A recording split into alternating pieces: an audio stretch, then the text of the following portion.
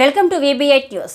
Medchal municipality ప్రాంతంలో యాలాపూర్ గ్రామంలో Malkajgiri MP Etela Rajender గారి కోడలు క్షమిత డోర్ టు డోర్ ప్రచారం చేయడం జరిగింది. ప్రచారంలో బీజేపీ పట్టణ అధ్యక్షులు కొండం ఆంజనేయులు ముద్రాజ్, రాయలపూర్ బూత్ అధ్యక్షుడు ఎం హనుమంతరెడ్డి, రవీందర్ రెడ్డి, బీజేపీ కార్యకర్తలు, మహిళలు భారీ ఎత్తున ప్రచారంలో పాల్గొనడం జరిగింది.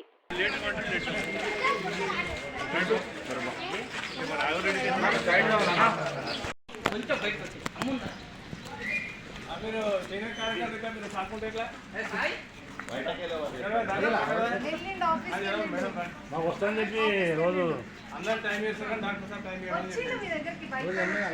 ఎప్పుడు ఇప్పుడా మొన్న టైం తీసుకున్నానికి టైం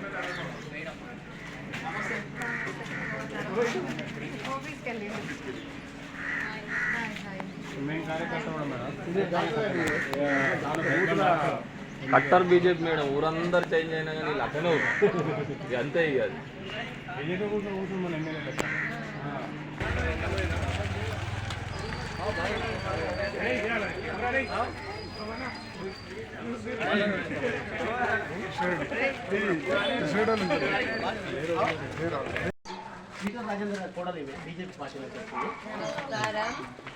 పార్లమెంట్ ఎన్నికలు వస్తున్నాయి కదా, ప్రధానమంత్రి ఎన్నికలు.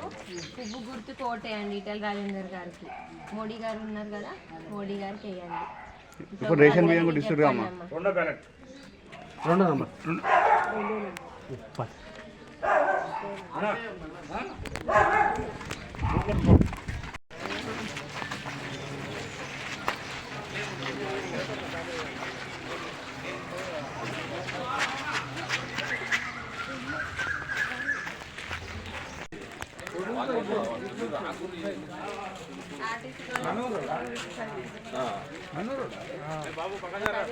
బాబు అటు సైడ్కి వెళ్ళు.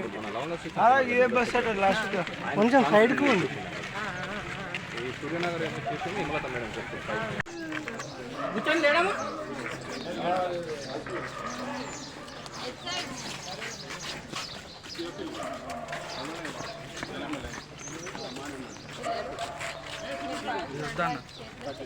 ఇంకా జనం ఉన్నప్పుడు పార్లమెంట్ కాన్స్టిట్యూన్సీ మొత్తం 7 నియోజకవర్గాలు ఎమ్మెల్యే కాన్స్టిట్యూన్సీస్ ఉన్నాయి. ఎల్బీ నగర్ నుంచి మొదలు పెట్టుకొని కూకట్పల్లి వరకు రోజు కూడా ఈటెల రాజేందర్ గారి గెలుపు కొరకు, బీజేపీ గెలుపు కొరకు, నరేంద్ర మోడీ గారి గెలుపు కొరకు ప్రతి కార్యకర్త కూడా బాగా కష్టపడి పనిచేస్తూ ఉన్నారు. మనం కార్యకర్తల కంటే ఎక్కువ ప్రజలలో మోడీకి ఓటేయాలి, మోడీకి ఓటేస్తేనే దేశం బాగుపడుతుంది అనే ఉద్దేశంతో ప్రజలే ముందుకు వచ్చి స్వాగతం పలుకుతున్న సందర్భం ఇది కొత్తగా మేము చూస్తున్నటువంటి పరిస్థితులు కనుక ఇక్కడ ఈటెల రాజేందర్ గారి విజయాన్ని ఎవరు కూడా ఆపలేనటువంటి పరిస్థితి. Okay sir.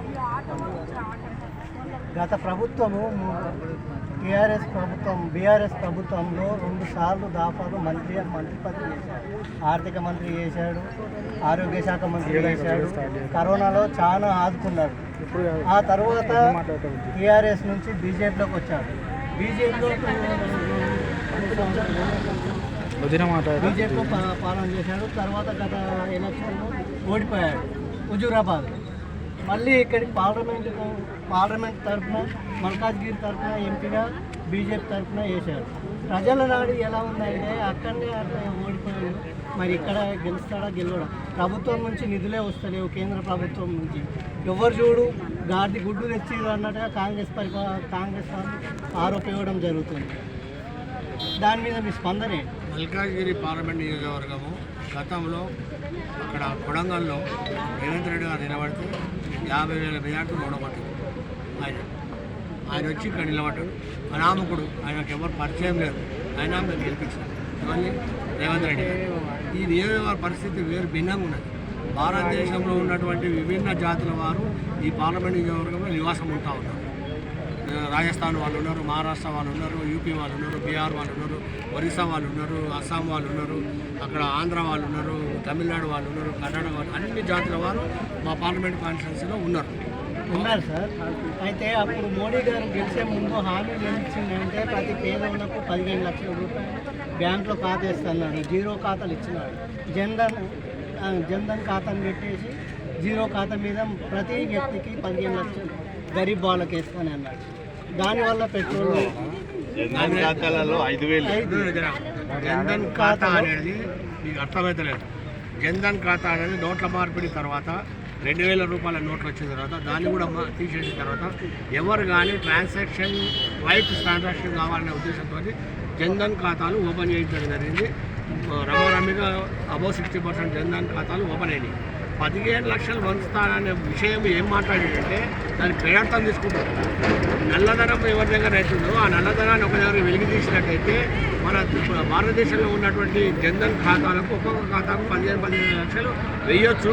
దాని వెనకాల బయట నేను వసూలు చేస్తానని చెప్పడం జరిగింది. కానీ నరేంద్ర మోడీ గారి పరిపాలన వచ్చిన తర్వాత భారతదేశం సుభిక్షంగా ఉన్నది. రెండోసారి గెలిపించారు, మళ్ళీ సుభిక్షంగా ఉన్నది. ఎన్నడో 500 సంవత్సరాల నాడు కూలగొట్టిన మసీదుగా కట్టుకున్నటువంటి రామాలయాన్ని ఇవాళ రామాలయం ప్రతిష్ట చేయించడం జరిగింది. ప్రతిష్ట చేసిన తర్వాత అక్కడికి పూజలు కొనసాగుతూ ఉన్నాయి. ఒక్కటి కాదు, రెండు కాదు. నరేంద్ర మోడీ గారు చేసినటువంటి కార్యక్రమాలు ఇవాళ ప్రతి బీద బడుగు వర్గాల ఇళ్లకు 5 కిలోల బియ్యం ఇస్తున్నాడు, ఫ్రీ ఇస్తున్నాడు. 4 ఏళ్ళ నుంచి ఇస్తున్నాడు, ఇంకా 5 ఏళ్ళు ఇస్తున్నా అని చెప్పి డిక్లేర్ కూడా చేశాడు. 5 కిలోల బియ్యం అంటే మామూలు ముచ్చడు కాదు.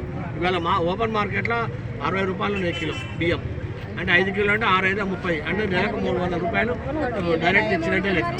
అట్లా ఒక్క స్కీమ్ కాదు, వైద్యం, విద్య అన్నీ కూడా నరేంద్ర మోడీ గారి ఆధ్వర్యంలో అవుతుంది.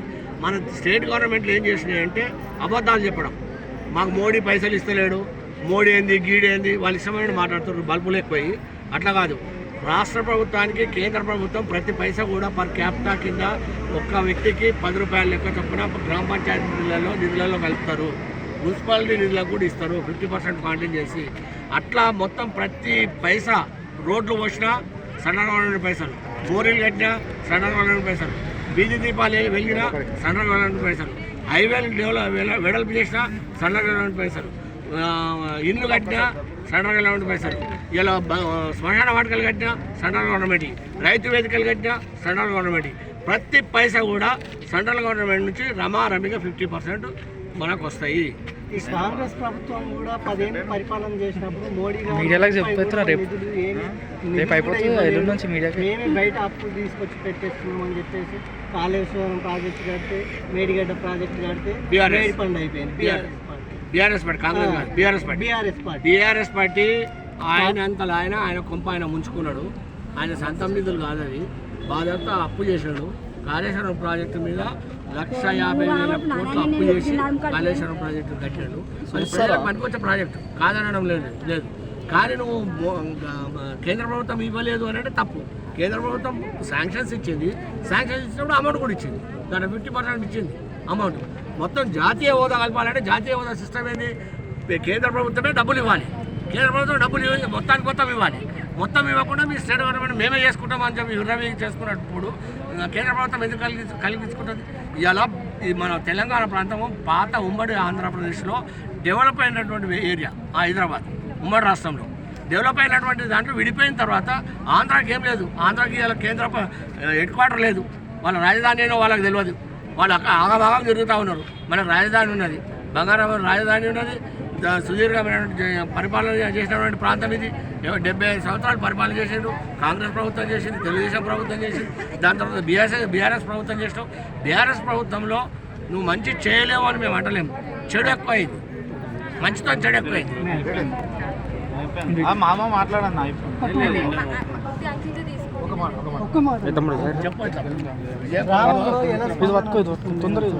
పట్టుకోరాడు ఇట్లా పట్టుకో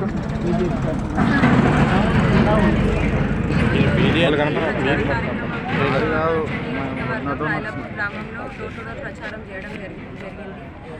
స్పందన అయితే చాలా బాగుంది. నేను ప్రతి దగ్గర అట్లనే చూస్తున్నా, ఇప్పుడు కూడా అట్లనే చూస్తున్నాము. కండువా వేసుకొని వెళ్తేనే వాళ్ళు అంటున్నారు అవసరం లేదు, ఎండలో ఎందుకు తిరుగుతున్నారు మీరు, మేము ఎట్లాగో ఖచ్చితంగా బీజేపీకి వేస్తాము, మేమే మోడీ గారిని మళ్ళీ గెలిపించుకుంటామని వాళ్ళంతటా వాళ్ళే చెప్తున్నారు.